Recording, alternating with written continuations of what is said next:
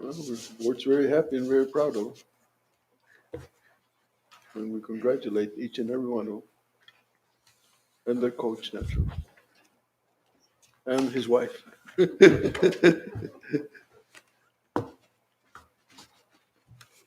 Anything else? I guess we're ready for the regular meeting.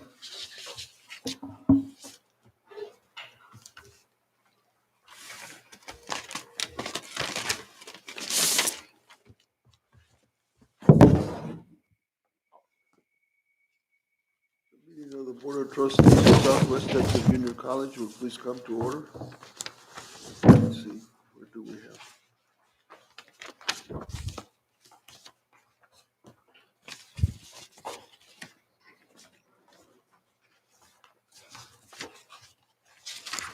You have a copy of the agenda? Yes, sir. Did the agenda get cut off?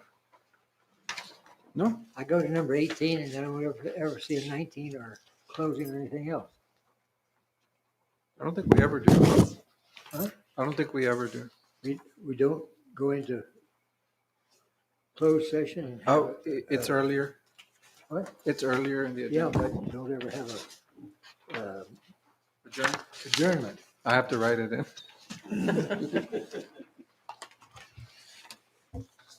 We're also excited at that time. We're just ready to go. We've already been led in prayer by Dr. Rivera, so the next item is the reading of the minutes of the May 20, 2021 board meeting. Dr. Rivera? Yes. The Board of Trustees of Southwest Texas Junior College met in regular session, May 20, 2021, in the Matthews Student Center, Bluebonnet Room, and via Zoom, and Board President Rodolfo Flores called the meeting to order at 7 p.m. Board members present were Rodolfo Flores, President, Dr. Harry O. Watkins, Vice President, Dr. Antonio H. Rivera, Secretary, Maria Elena Lara, Tony T. Moreno, and Victor Lopez. Board member absent was Anita Shackelford. Also present was Dr. Hector Gonzalez, President of the college. The minutes of the April 15, 2021 regular board meeting were read and approved as presented by Dr. Antonio H. Rivera, Secretary. Board President Flores welcomed guests at the meeting, which included college personnel and Starsky, Argot Mata by Zoom, and Derek Sandoval, Dr.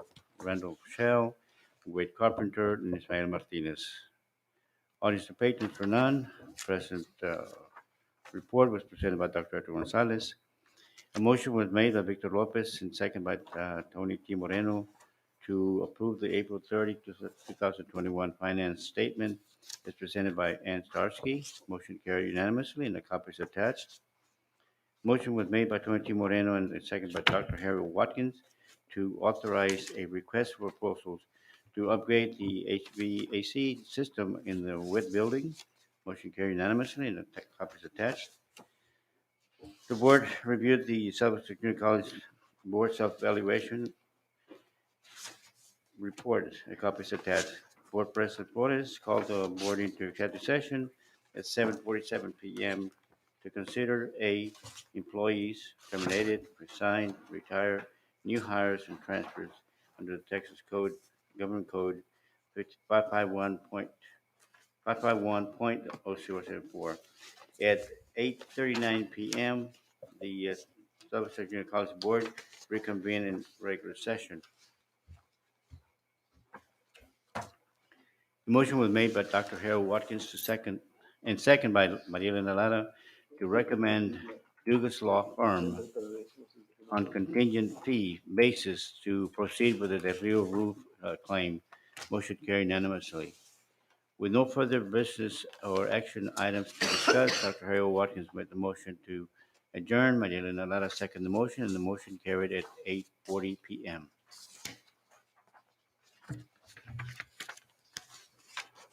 Any corrections or additions to be made to the minutes? If not, they will stand approved as read. We're glad to have as our guests Derek Sandoval, Ismael Martinez, Wade Carpenter, Connie Buchanan, Mark Underwood, Rhonda Shell, Avery Haynes. Thank you for being with us. Next item is We don't have any audience to patrons? No, sir. Okay. Reports, the quarterly investment report. In your board packet, number 5A is the quarterly investment report for the quarter ended May 31st, 2021. We had a closing balance on our investments of $11,440,000. This does not need any action. It's just for your information quarterly, and then we report it on our website.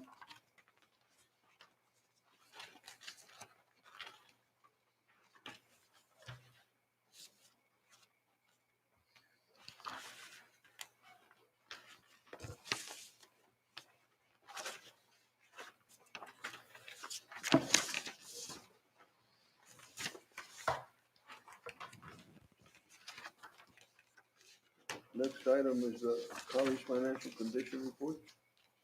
Number 5, Report B in your packet is the current financial condition analysis from the co-board. They do this each year. We've been tracking it. We're doing well. 4 years ago, we had 4 of our ratios that were out of balance. Currently, we only have 1 out of balance, and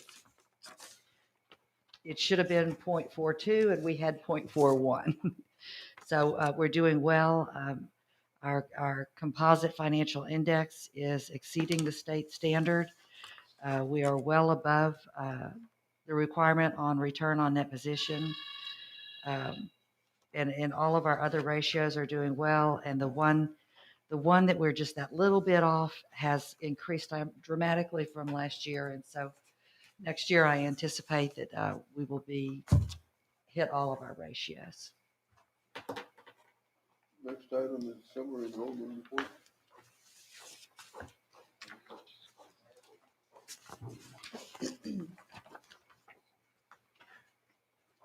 Good evening. We provided you with a summarized enrollment report. We do indicate a shortfall in our enrollment for summer 1 in comparison to last summer. Our final census numbers indicate a 16% decrease in headcount, a 19% decrease in contact hours, and a 16% decrease in credit hours. This isn't necessarily a surprising outcome, as you know, the trend right now for most, that's the normal trend, it seems to be for most community colleges and universities at this time. There's a lot of determinants that students are facing in this current environment, and we're just doing the best that we can to provide support resources needed to help them continue with their education. Our focus right now is on summer 2 and fall. Registration for summer 2 is steady. We currently are very close to approaching the reported enrollment for summer 2 last year. If you look at our summer 2 preliminary numbers, that actually has changed from last week. Right now, we are currently sitting at 937. And as you can see, our summer 2 final census numbers is 1,115. So we're about 178 students shy of where we were last summer 2. We still have about a little over 3 weeks for summer 2 registration. So we're very optimistic that we can reach those numbers, and then of course, end the year on a good note. Any questions on summer enrollment? Thank you. Thank you. Next item is the president's report. Yes, sir. So item number 6 in your packet, strategic plan.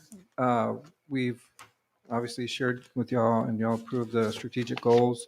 Those have been shared with both faculty and staff, and both sides of the house, the instructional side as well as the services side, are meeting and working through the summer to identify what specific actions they're going to create and develop in order to support those goals. So that's kind of ongoing. That's our goal, is to have those ready to go for the fall semester.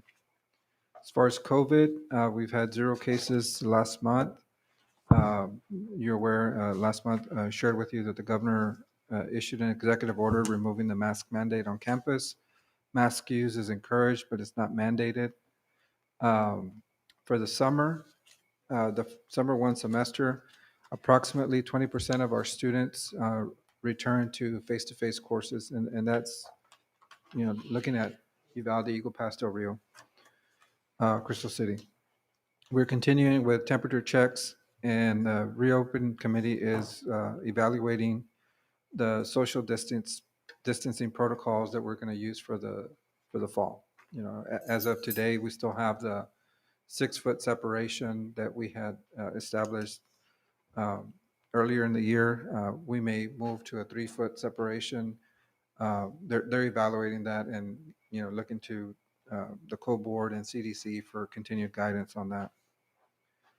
As you just heard on summer one enrollment, we're down 16%. That's the trend among community colleges in the state. However, because of I shared with you in the budget workshop about lost revenue. So the difference between the delta between that and our historical revenue for summer one is going to get charged to the grant. So we're going to be made whole. We're going to, for revenue wise, we're going to assume that those students were here, except the grant's going to pay for that. So that's why it's not such a big issue financially at this point. The numbers for both summer 2 and fall are on par from where we expect them to be at this time compared to last year. So hopefully we can continue to see that trend up. In the budget, we also have lost revenue contingencies if the fall numbers trend down from what we expect. We have CARES money set aside to help us true us up in case those enrollments are not there for the fall, but it's our expectation that they'll be there.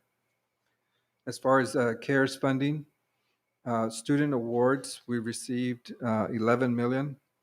We've awarded 3, and we have about 8 million left to award.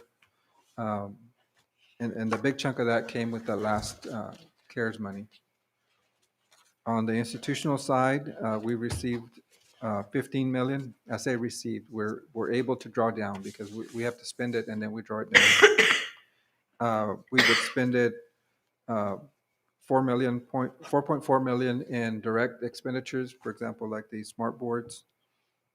3.4 million has been charged to it as lost revenue. And then the encumbered, that 2.4 million is stuff that we have put on the system as a future expenditure. It's been ordered, but it hasn't been received. So we're earmarking that money. What leaves us a remaining balance of 4.4 that has not been committed out of that institutional money. Some of the things that we're expecting is, you heard us mention the WIT building, the nursing building, allied health building needs a air condition upgrade because the ventilation and the ventilations are eligible for CARES to cover. So that would be a potential future CARES money charge. And I want to say, do we have that RFP out on the WIT?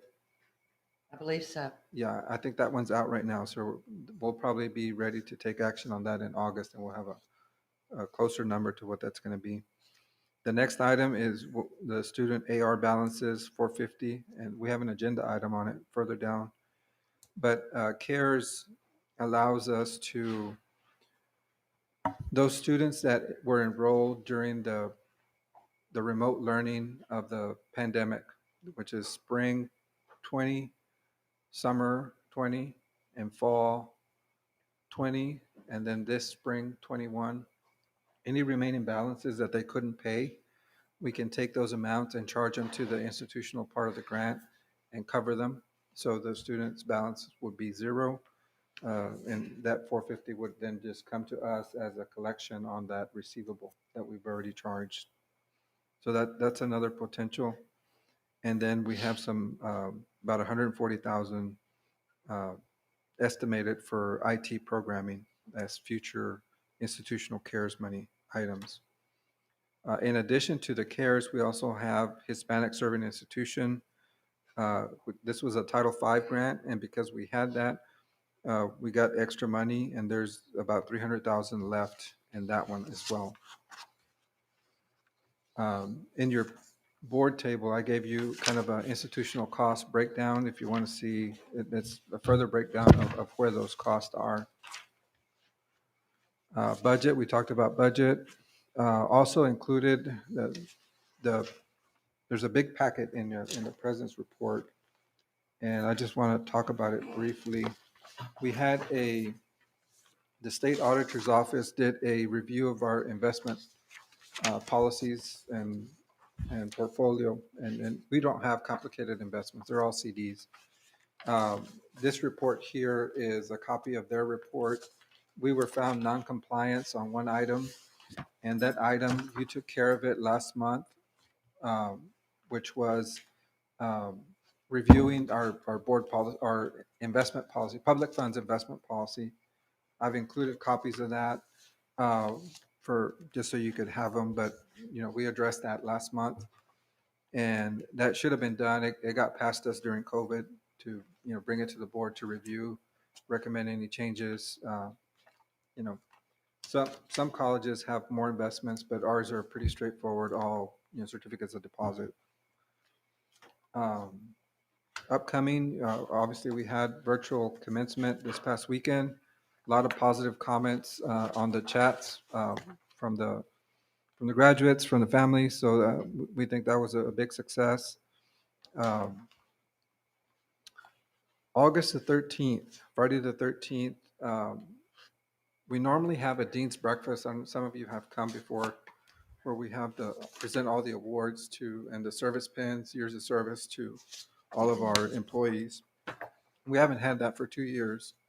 And we're going to do a welcome back on August the 13th, bring everybody back, have a meal, and do that presentation right before we have the convocation.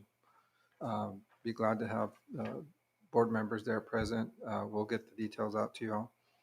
But it'll give us an opportunity to, it's not going to be a lot of business other than, share the overall, performance of the college, touch a little bit on the strategic plan, kind of short outlook, and then proceed with our award ceremony at the outstanding faculty, the outstanding staff, years of service. And, like I said, we have 2 years worth of service pins, so we have quite a bit. Some of y'all are included in those service pins awards. So we look forward to doing that.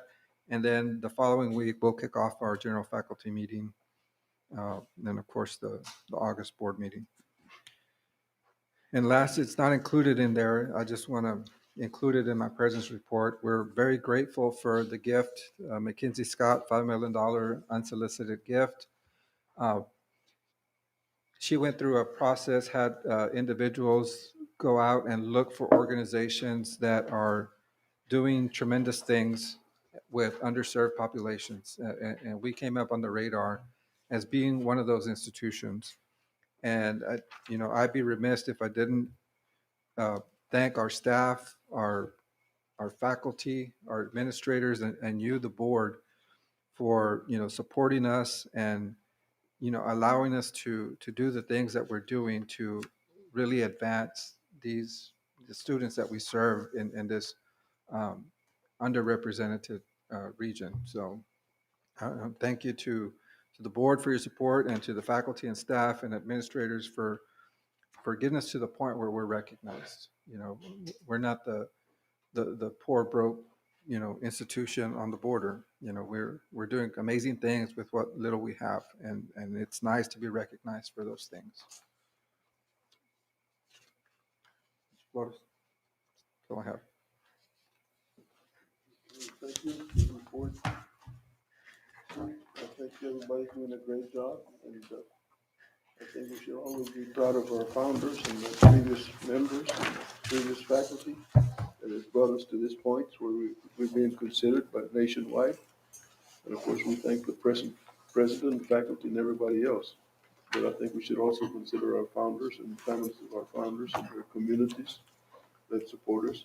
And it's their college, so it's doing very good. And I remember when Hector voted us, so we were one of the 10. Our next goal is not to be one of the 10, but to be number one. So that's for you to do. Yes, sir. Thank you. They hear that a lot. Next item is consider an act on financial statement as of May 31, 2021. Number 7 in your packet is the statement of uh, revenue and expenditures for the month ended May 31st, 2021. We had educational revenue in the amount of $45,381,000. Student aid, $9,003,000. Auxiliary enterprises, $832,000, making our total revenue $55,217,000. We had expenditures, educational, in the amount of $33,306,000. Student aid expenditures were $13,520,000. Auxiliary enterprises had expenditures of $830,000, making our operating expenditures before debt service $47,658,000. At the end of the month, our total excess revenue was $5,714,000. Pages 2 through 11 are the details that support those numbers.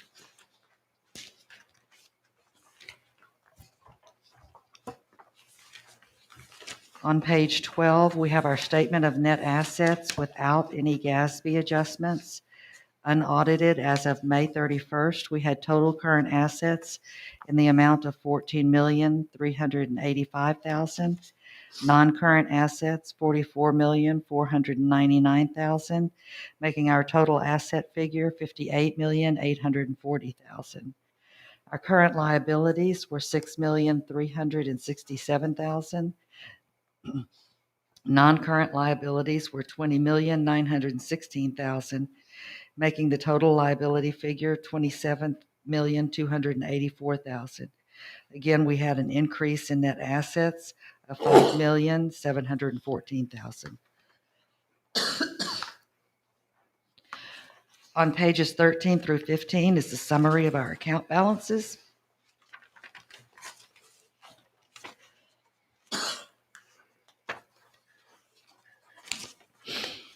We had cash in the bank of $4,649,000, certificates of deposit $6,350,000.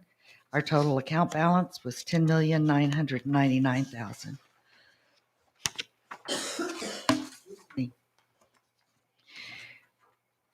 Our investments in CDs are described on page 16 through 18. We have restricted CDs in the amount of $3,850,000, unrestricted CD in the amount of $2,500,000, again making our total certificate of deposit balance $6,350,000. On page 19, there's a description of our maturities and renewals during the month of May. And on page 20, all of our scholarships, we had total scholarships in the amount of $952,151. Our other investments as of May 31st were the Will C. Miller corporate stocks that were valued at $238,821, and our plant funds were valued at $145,554.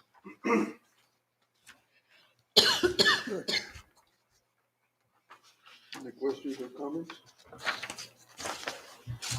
If not, we'll entertain a motion. I'll go ahead and move that we approve the financial statement as presented. All in favor, say aye. Aye. All opposed? Motion carries. Next item is consider an act on optional retirement contributions rate. Yes, sir. That's item number 8. We're asking the board to match the contribution rate for ORP to similar to that to TRS, which would be an increase of 1.15%. Any questions or comments? Do we have that budgeted? Yes. We'll entertain a motion. Recommend Okay, to. is there a second? Second. All in favor, say aye. Aye. All opposed, motion carries. Next item, consider an act on 2021, 2022 operating budget.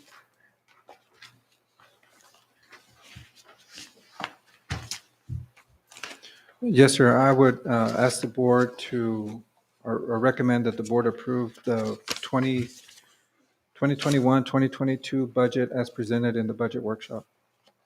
Go ahead and move. Second. All in favor, say aye. Aye. All opposed, motion carries. Next item is consider an act on mascot design.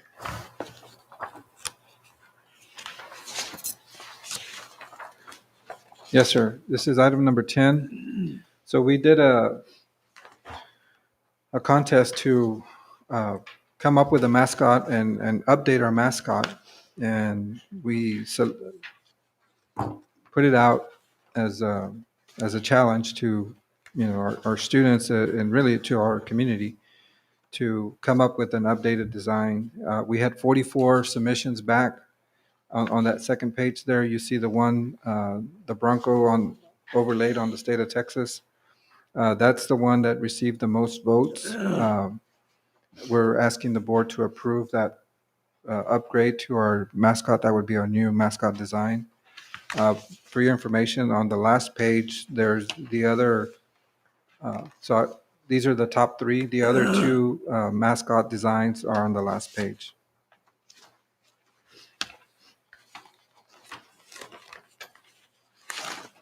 I think they're all worthy, but I would select the first one.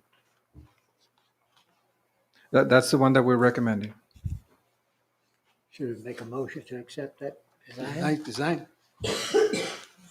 Yes, sir. So moved. What about the cowgirls? That was we actually talked about that, and, so we went to the rodeo team. And Randa, do you want to share what?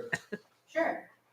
So the rodeo team, actually, Mr. Sandoval facilitated a discussion with them, and the cowgirls, they are cowboys. She's not, The they're not cowgirls. yeah, they're She cowboys. said, I am a cowboy. I'm a cowboy. Female cowboy. So actually, Sugar Almond looked into the history of cowboying, and it's really known in that community more as a verb than it is as a noun.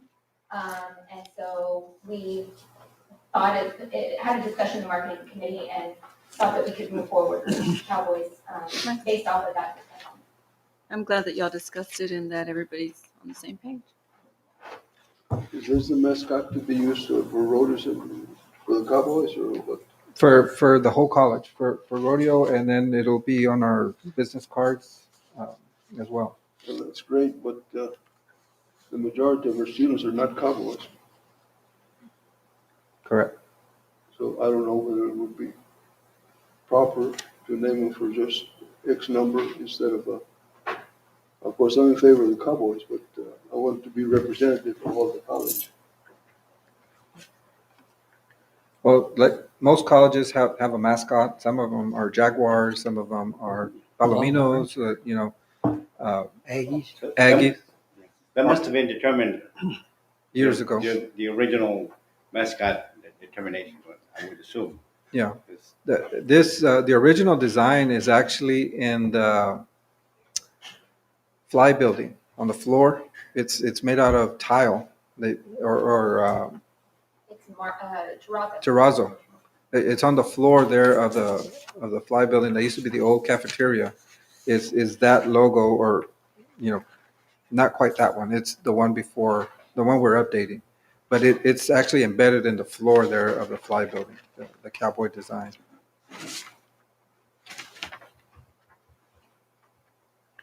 Any other comments? Good. If not, we'll entertain a motion. So moved. Is there a Second. All in favor, say aye. Aye. Motion carries. Next item, review TESD update, 41 legal policies and act on local policies. See attached list. Yes, sir. That's item number 11 in your board packet. And we printed out the summary of changes for y'all to see what's changing. Obviously, the ones that say local will be changed due to a change in a law, in the state law.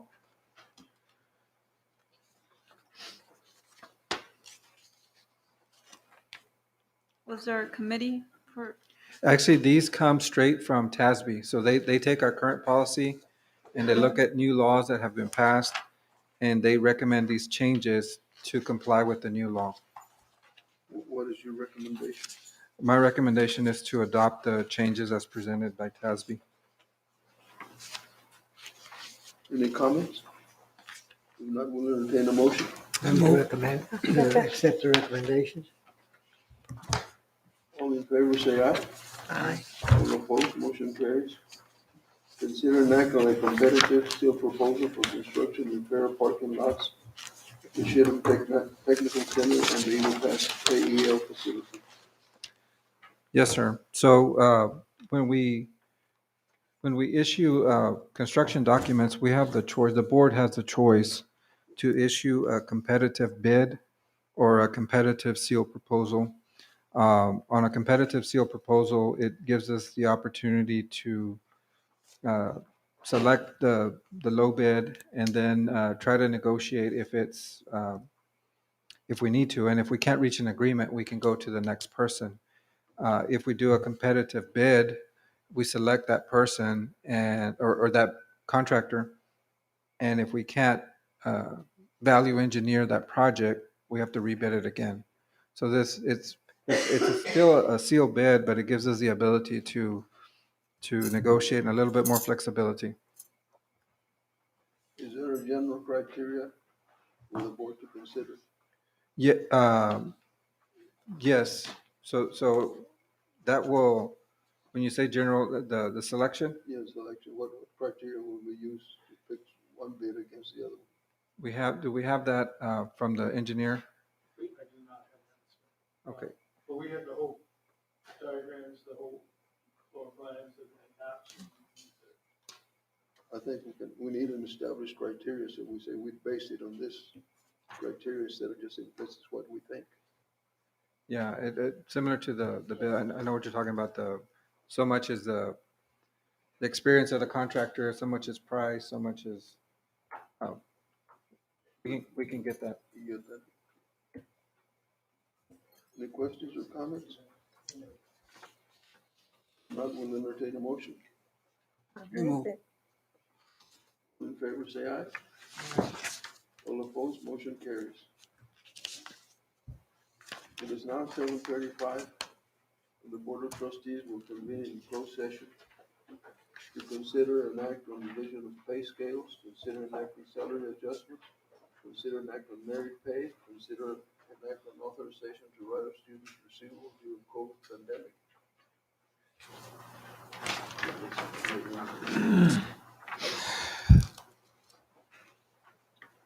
So we're now in the executive session.